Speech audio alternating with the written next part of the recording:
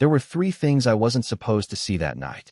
First, her hand sliding into the pocket of another man's suit jacket like it belonged there. Second, the way he smiled right before their lips met. Third, the elevator doors closing before I could say a single word. But fate has a nasty sense of humor. Because when I hit the lobby, the second elevator, one no one ever uses, dinged open like a cursed invitation. And there they were, laughing, still adjusting their clothes. He had her lipstick on his mouth. She didn't even flinch when she saw me. Didn't stumble. Didn't gasp. She just tilted her head, eyes steady, like I was some minor inconvenience. "I left my phone upstairs," she said. Like that explained anything. He backed up a step. He knew. He knew who I was, and what he just did. I recognized him, too, from the picture on her company's website. He's the one they always crop tight, because he's not relevant to the board. Apparently, he was relevant enough to be swallowing my wife's tongue in an elevator. I looked at her. Really looked. The dress she was wearing, I didn't even know she owned it. Her makeup was heavier than usual. He was still holding her wrist like they hadn't finished what they started. "You just ended our marriage," I said. My voice didn't even crack. I expected rage. Or heartbreak. Instead, I felt blank. And God, she smiled. Not mockingly. Not cruelly. Just calm. "You're wrong," she said, like she was correcting a math problem. The doors closed again, and I stood there in a marble lobby with music floating down from a rooftop party full of strangers, holding a wedding ring in my pocket that suddenly felt like someone else's. I didn't go home that night, but I did something else. I made sure that what I saw wouldn't disappear quietly into an elevator shaft. No, that moment became a fuse, and I was done waiting for the match. I didn't sleep. I didn't even try. I drove until the city lights faded behind me, until the roads narrowed and gas stations got quieter. Around 4:30 a.m., I stopped outside a diner that looked like it hadn't been cleaned since the 90s. I sat in the parking lot, staring at the steering wheel like it owed me an explanation. I kept replaying her face. Not the kiss. Not the elevator. Her face. She wasn't scared.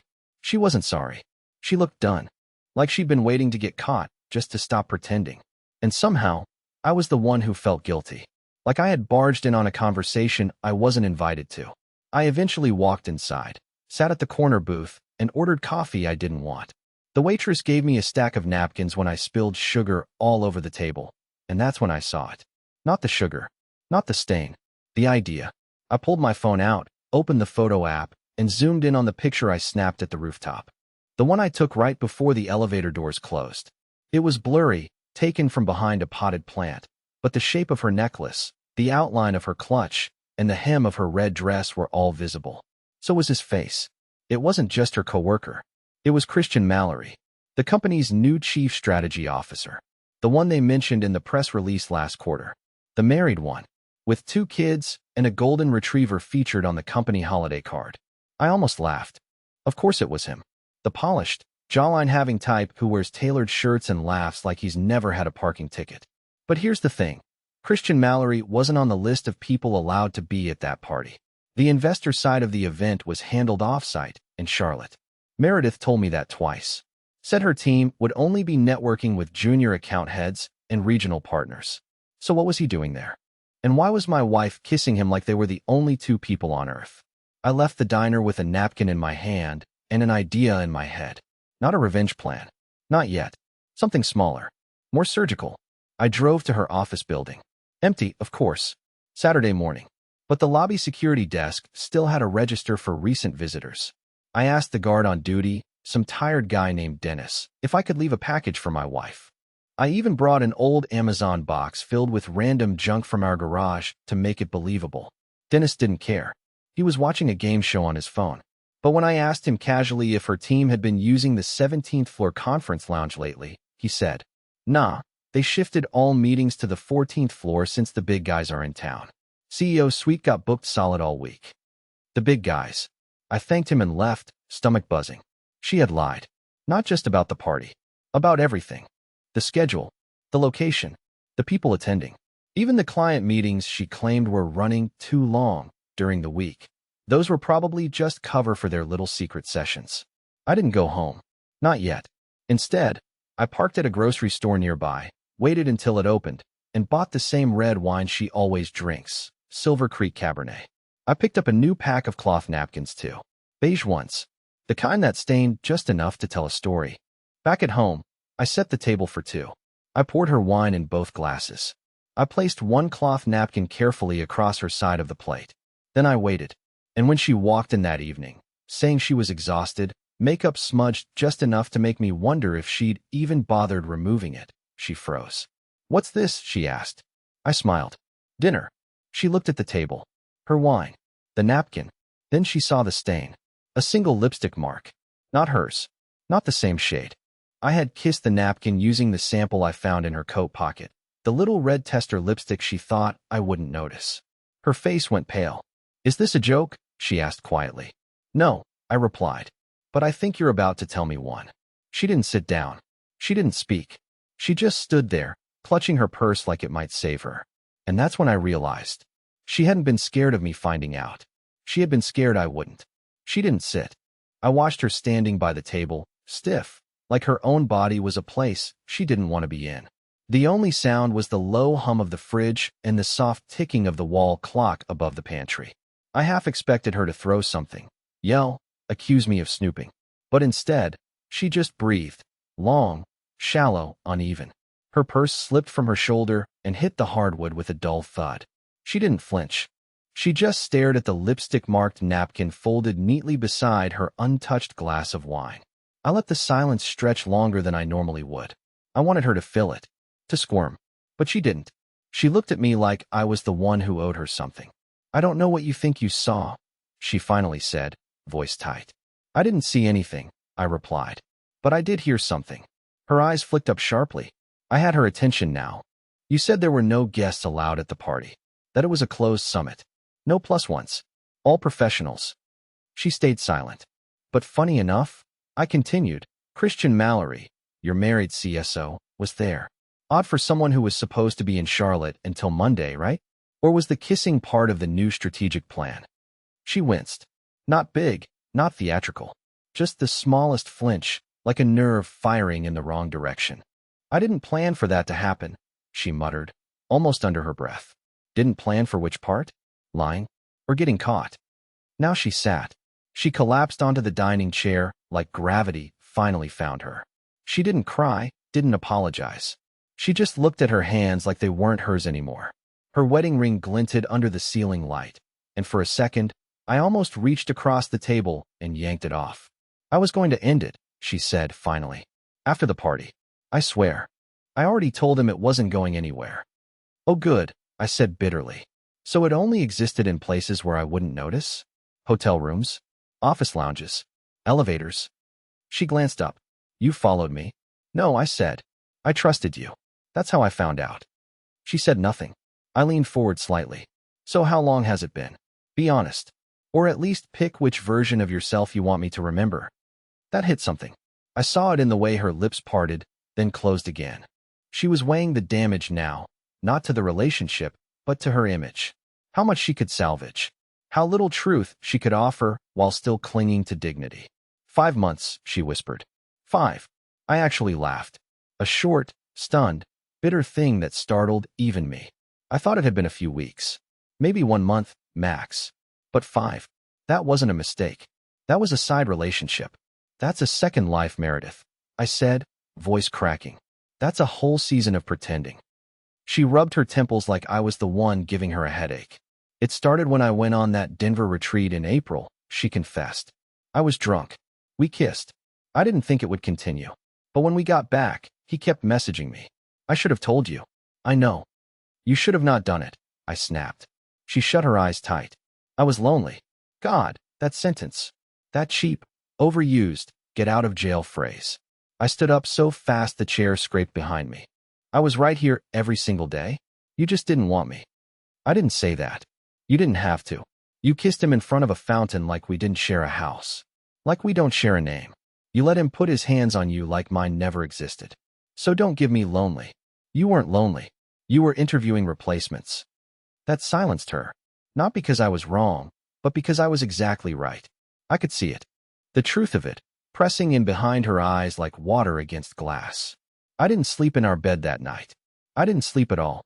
I took her keys off the hook, walked out the front door, and left her sitting in the same chair, her glass of wine still full, her phone buzzing with a call she didn't answer.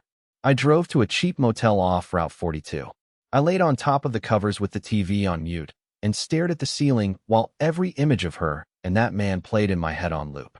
And somewhere between 3 and 4 a.m., I realized something terrifying. She wasn't sorry she did it. She was only sorry that I finally saw her for who she was. I woke up in that motel room with one sock on, a dry mouth, and a migraine that felt like it had teeth.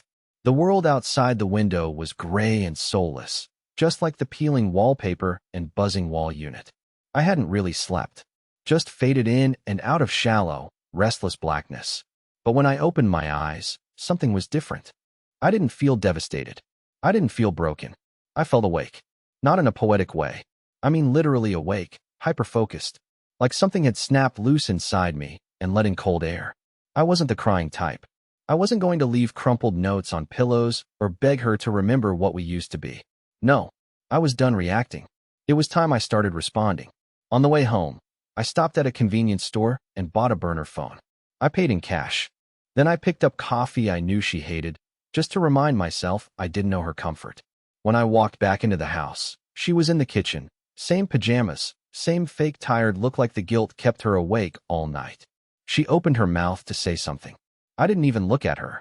I walked upstairs, locked the door to my office, and pulled out the old laptop she didn't know I still had. The one we used before we bought the shared desktop. The one where I used to back up our photos and sync our Google Drives. She never unlinked it. Not once in 6 years. Rookie mistake. Half an hour later, I had access to her entire cloud. Emails, chat logs, photo backups, even deleted folders, because she didn't know how to purge them from the archive. I wasn't doing this to torture myself. I wasn't looking for proof of the affair. I already had that. I was looking for patterns.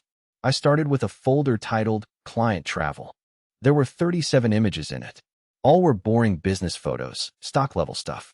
Except one. It was buried near the end. Taken in a hotel mirror. She was wearing a robe.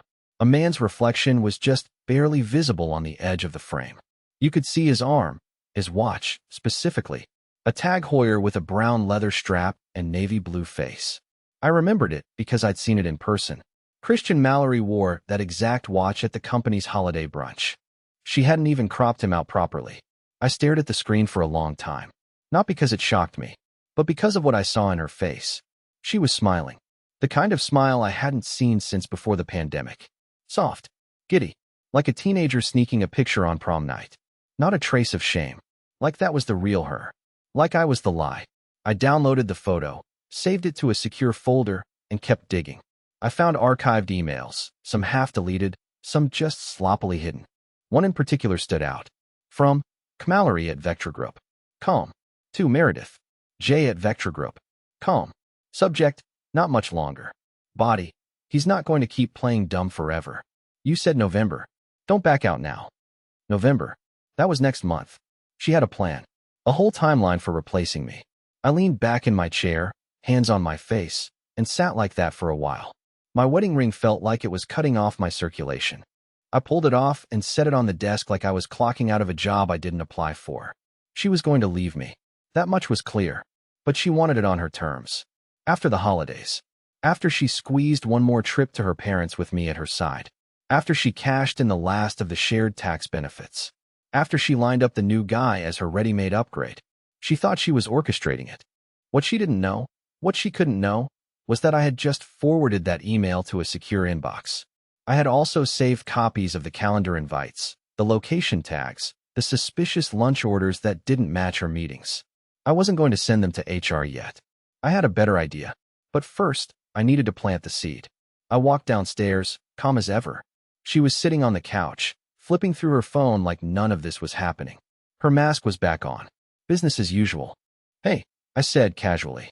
She looked up, startled. Hey. I was thinking, I continued. Maybe we should book that trip to Asheville. The cabin thing. We always talk about it. Her eyebrows pinched together. Now. Sure, I said. Before the holiday chaos. Clear our heads. She didn't respond at first, but then she gave me a soft smile. The kind she thought I'd still believe. Yeah, she said. That might be nice. I nodded. Great, I replied. I'll send you the options. She had no idea I already knew where he was planning to take her that same weekend. And now? Now she'd have to choose. Not in theory. Not eventually. Right in front of me. I booked the cabin in Asheville that night. A beautiful little rental perched on a wooded hillside, with floor-to-ceiling windows, a fireplace, and a view so picture-perfect it could convince any outsider we were the happiest couple in the state.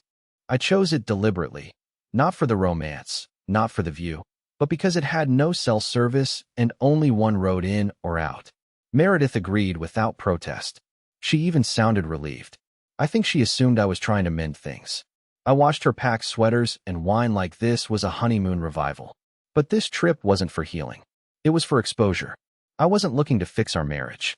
I was looking to watch her lie without knowing I already had the receipts. We left on a Thursday morning. I drove. She played some indie folk playlist she used to claim helped her think better. It was all so surreal. The same woman I saw wrapped in another man's arms was now giving me highway directions and asking if we should stop for gas station snacks. I didn't speak much. I let her fill the space. And she did. So, I've been thinking, she said around hour 2. About us. About everything. I don't want to pretend what happened didn't hurt you. Or me. But maybe this is our reset? I glanced at her. You think betrayal leads to clarity? She shrugged. Maybe it makes us face what we've ignored. She said that like I had ignored something.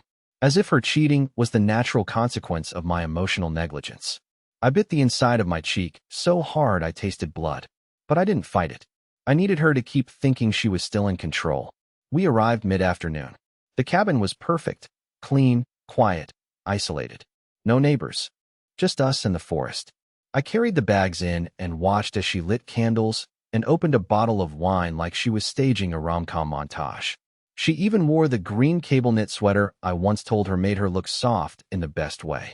That version of her, breezy, playful, warm, it used to be my weakness. Now it felt like a costume. Over dinner, I asked questions. Not directly about him, but about work, her schedule, her future. She said she was thinking of scaling back travel and focusing on her inner peace. That she felt ashamed of the things she let happen. I wanted to laugh. Let happen? Like it was a windstorm. She poured another glass of wine and leaned forward. Do you ever think about when we first moved in together? How different we were. I nodded. Sure. You used to tell me everything. She froze for a second, then recovered. Well, life gets louder. You lose track. No, I said quietly. You chose to mute me. The fire popped loudly between us. She sighed. Are you really going to punish me for something I already admitted was a mistake? I'm not punishing you, I replied, meeting her gaze. I'm just watching to see what you still haven't told me. Her face twitched. Just slightly, like I'd scratched too close to the bone. She tried to change the subject, asked if I wanted to hike in the morning. I said yes, even though I already had plans. Because while she was busy playing Honest Wife in Recovery, I had transferred all the screenshots, photos, and calendar metadata to a flash drive that was now hidden beneath the wooden floor panel under the bed. Just in case she ever decided to flip the script and paint me as the villain when things fell apart publicly. I had leverage now. Real leverage. She thought the threat was my heartbreak. She had no idea it was my documentation. That night, she crawled into bed beside me and reached for my hand under the sheets. I let her take it. Her fingers wrapped around mine and squeezed softly. I don't want to lose this, she whispered. Even if I deserve to. I didn't say a word. I just stared at the dark ceiling and kept my breathing even, like I might believe her if I tried hard enough. But I didn't. Because 5 hours earlier, while she was showering upstairs, I used the cabin's old iMac in the office room to log into her email again. She had the same password she'd been using for years. And that's when I found the forwarded confirmation. 2 tickets. Different destination. She and Christian were supposed to fly out the following weekend to Denver. A leadership summit, the invite claimed. But I checked the venue address. It wasn't a summit. It was a spa resort. Couples packages included. And she hadn't canceled it. In fact, she'd confirmed their itinerary just 2 days ago. She was trying to keep me around just long enough to leave clean. But the truth? She was never going to choose me. She just didn't want me to choose first. The morning after that faux intimate fireside moment, Meredith woke before me, or at least she pretended to. I heard her moving around the kitchen in slow, soft steps. opening cabinets like she was trying not to wake a sleeping child. She made French press coffee, which was ironic, because she hates it. I'm the one who insisted we bring it. That's the thing about Meredith. She tries just hard enough to appear thoughtful without ever actually committing to truth. It's the performance that matters. When I stepped out of the bedroom, she gave me a hopeful smile across the rim of her mug. Made it strong, she said, like that fixed things. Like all I needed was caffeine and warmth to forget betrayal. We took a short walk that morning through the nearby woods. Leaves crunched underfoot. Fog clung to the trees. The trail was empty. I thought about how easy it would be to push someone off one of the cliffside bends. No one would know, but I wasn't interested in murder. That would make me the villain. No, she needed to live with what she did. Publicly. Permanently. I watched her carefully throughout the walk, noting every time she reached for my hand, every fake laugh, every glance she gave that seemed pre-scripted. She was trying to sell sincerity, and maybe a younger version of me would have bought it. But not now. Not after the email, not after the elevator kiss, and certainly not after I found a second lipstick-stained napkin tucked in the bottom of her duffel bag. Same shade. Same slanted C, initial written in black pen on a torn piece of hotel stationery. Like she didn't even bother hiding it anymore. Back inside the cabin, I excused myself to check my messages, though there was no service and we both knew it. I went into the small office space and opened the laptop I'd hidden behind the desk. No password needed. It was already logged into her cloud account. Before the trip, I'd enabled automatic syncing from her phone to her drive. Anything she saved, received, or sent over Wi-Fi came straight to me. That morning, a new item appeared. A draft email. To Christian Mallory. Subject, quick check-in. Body, still planning on Friday. I need to make sure he believes everything. I think he does. He even suggested we come here. Playing sweet. Just act normal at work Monday. Let's not risk anything until I'm home. She hadn't hit send, but she'd written it. She was going to send it. She was keeping up the act not because she regretted anything, but because she was staging a clean exit. She wanted me to think the affair was behind her, to soften me up, maybe get me to move funds back into the joint account or co-sign another lease. And then, poof, she'd vanish on business travel, and I'd find myself alone again while she played house in another city with a man who had his emails signed with the phrase, always forward. I stared at that draft for a long time. Not out of surprise anymore, but calculation. I didn't delete it. I didn't respond. I just made a copy. I returned to the living room with a calm expression. She was sitting on the couch with a throw blanket over her lap, scrolling through her phone like nothing existed beyond her screen. You good? I asked. She looked up too quickly. Yeah, just checking on my mom. She hasn't been sleeping well. Another lie. She hadn't messaged her mom since Wednesday. I knew. I had her synced messages, too. That's sweet, I said. We should probably head out soon. Roads might ice over later. She nodded. Right. Let me just pack up. She disappeared into the bedroom. I sat in the same spot she had just vacated, then reached under the cushion and pulled out her phone. Unlocked it. Easy. Same passcode since 2016. I navigated to her messages and saw one new thread labeled CM. The most recent text? He doesn't suspect a thing. Cabin was your best idea yet. Winky face. I took a screenshot, airdropped it to my burner phone, and set hers right back where she left it. The rest of the ride home was quiet. She talked about mundane things, holiday sales, a new client at work, possibly getting a dog next spring. I didn't say much. Just nodded. Smiled when appropriate. She thought I was coming around. That the trip worked. That she'd successfully blurred the edges of what I knew and softened the consequences. But it was over. She just didn't know how completely. That night, while she was in the shower, I sent a single email from an anonymous account to Christian's wife. Included were a screenshot of the lipstick napkin with the initials, the blurry photo of Meredith and Christian at the rooftop bar, the screenshot of the text, a list of the dates and hotels from the calendar invites, the unsent draft email about our trip. No commentary, no threats, just facts. I knew it would take about a day or two for the fallout to begin, maybe faster, but I wasn't going to stick around to watch her scramble.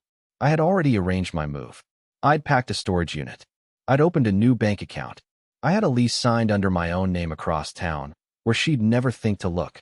And most importantly, I removed myself from the joint bank account at 3 a.m., transferred my half to a new account she didn't know existed.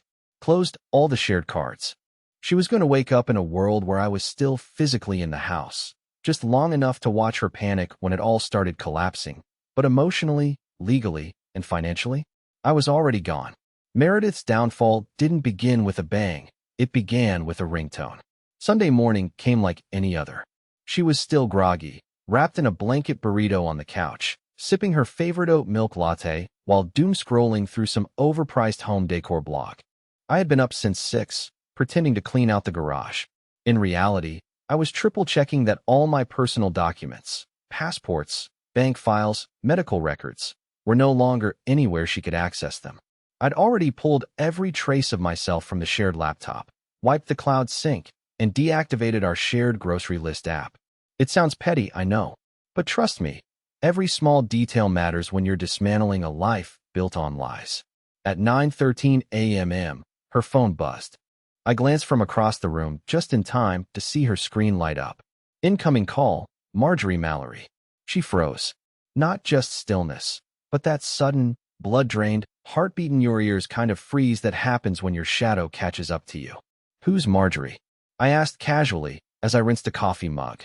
She hesitated. Client. Wrong number maybe. I watched her hit decline, her thumb shaking just slightly. 3 minutes later, a text came in. From Marjorie Mallory. I think you and I should talk. I know who you are. I know about Denver. Don't play dumb. Meredith didn't say a word. She just locked her screen like that would erase the message. I waited. Said nothing. Let the silence creep in like mold under the floorboards. She stood up abruptly. I need to run to the store. Okay, I said, wiping the counter. Want me to come with? No, she said too quickly. Just want to get some air. And she left. Not 15 minutes after she pulled out of the driveway, my phone buzzed. Not hers, mine. The burner phone. I'd labeled the contact. Triggered detonation. The message was simple. From Marjorie M. I sent everything to HR and legal. Thank you. I'm sorry you had to find out this way. It was done. And within the hour, it had begun to spread. I didn't need to be at the office to know how these things work. HR doesn't sit on allegations involving senior staff having inappropriate relations with subordinates, especially when documentation includes dates, locations, images, and evidence of company-sponsored travel abuse. Christian would be pulled into a mandatory meeting, followed by internal legal. His calendar would get cleared. IT would start combing through emails and devices. And Meredith?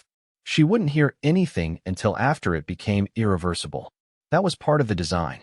She returned home nearly 2 hours later with a bag of groceries she didn't need and a face so pale it looked powdered. I watched her unload oat milk, frozen fruit, and kale like her body needed something to focus on. I didn't speak. I let her twist in the unease. Finally, she broke. Something weird's happening at work, she said slowly. Oh, I said, sipping water. I don't know. I got a call from Mallory's wife this morning. I think someone's messing with us. I tilted my head. Us? She looked up. Me. I mean, someone's digging. I set my glass down and met her eyes fully. They're not digging, I said flatly. They've already found it. For a long moment, we stared at each other. It was the first honest silence we'd shared in weeks. You did this, she whispered. No, I said. You did this. I just stopped covering for you. Her expression morphed. Not to tears, not to rage, but to fear. Real, genuine fear. You sent the pictures, the emails. Nope, I replied. I made them available. Someone else sent them. Why? She asked, her voice cracking. Why would you go this far? I stepped closer and spoke the answer so quietly she had to lean forward to hear it. Because you looked me in the eye and you lied. You told me I was wrong, right after I watched you kiss another man. Because you manipulated me into a getaway just so you could smooth out your escape. Because you weren't sorry, you were strategic. That wasn't a mistake, Meredith. That was a campaign. She backed up slightly, as if the air between us had turned electric. They'll fire him, she said softly. They might fire me too. They will, I said. And maybe you deserve that. Or maybe not. But consequences don't care about feelings. They care about facts. She sat on the edge of the dining chair and put her face in her hands. But I didn't move to comfort her. Not this time. Instead, I handed her a plain white envelope. She looked at it like it was radioactive. What's this? My notice, I said. I'm moving out. Don't worry, Rent's covered till the end of the lease. You'll have time to figure things out. You're leaving? I already left, Meredith. I've just been waiting for you to notice. She opened the envelope with shaking hands. Inside were 3 things. A copy of the lease to my new apartment. The final balance of our joint account, split evenly, down to the last cent. The USB drive. She held up the drive. What's this? Everything, I said. Just in case you forget what actually happened. She didn't cry. I think she expected herself to, maybe even wanted to. But as she sat at that table with the flash drive in one hand and the rest of her unraveling life in the other, she stayed quiet. Stiff. Hollow. Like she'd finally run out of people to perform for. I didn't stay to watch her process it. I didn't want to be there when she called Christian, or HR, or her mother. I didn't want to hear the excuses, the rationalizations, or the last-minute pleas. She'd had months to choose honesty. She picked convenience every time. So I left. I got in my car, turned on the heat, and drove to my new place across town. Small 1-bedroom. Nothing fancy. A 3rd-floor walk-up that smelled like paint and fresh drywall. But it was mine. The first space I'd lived in that wasn't ours. And for the first time in what felt like years, I wasn't shrinking inside my own skin. I didn't block her number. I didn't need to. By the time she tried to reach out, 2 days later, one message at midnight, another the next morning. I'd already taken a long walk downtown, found a little bookstore I'd never noticed, and bought a journal. Yeah, I know, sounds dramatic. But I needed a place to put everything I'd been carrying. Somewhere that wasn't my bloodstream. Her messages were exactly what I expected. I made a mistake. You didn't deserve any of this. I didn't think it would go this far. Can we talk, really talk? I didn't answer. Not out of spite. Out of peace. 3 weeks later, I heard through a former mutual friend that she'd been let go, under complicated circumstances. Christian was gone, too. Moved out of state, apparently. His wife filed for divorce, fast and quiet. And Meredith? She moved in with a friend temporarily. The apartment we'd once called home was now stripped bare, keys left in the mailbox, silence echoing off empty walls. Meanwhile, I was beginning again. I picked up a few more contracting jobs, something steady, something real. I started going to the gym more, not because I needed to level up like some revenge fantasy cliche, but because I needed a rhythm. I joined a local coffee club on Thursdays, got a few decent sleep cycles under my belt, and, on a total whim, signed up for a woodworking class. The kind where no one asks what you do for a living, and everyone just wants to know if you've got a good eye for corners. That's where I met someone. No grand sparks. No instant whirlwind. Just a laugh at my crooked table leg. Her name was Quinn. She ran a dog rescue in town and had a voice that didn't rush to fill silence. She didn't know my past. I didn't know hers. But over time, we started walking out of class together, then sharing rides, then coffee. She never asked why I always double-checked my texts or why I paused before answering simple questions. And maybe that's how healing starts. Not with declarations or dramatic closure, but with someone asking, "You hungry?" and meaning it. It took time. God, it took time. But slowly, the bitterness stopped being loud. The flashbacks lost their edge. I stopped picturing Meredith's face every time I heard someone say trust. I stopped seeing my own reflection as someone foolish or small. By spring, I had stopped counting the days since I left. Because I no longer needed to. This is what no one tells you. Getting over someone who betrayed you isn't about proving anything to them. It's about proving to yourself that you still exist beyond the damage. And now? Now I do. I'm not broken. I'm rebuilt.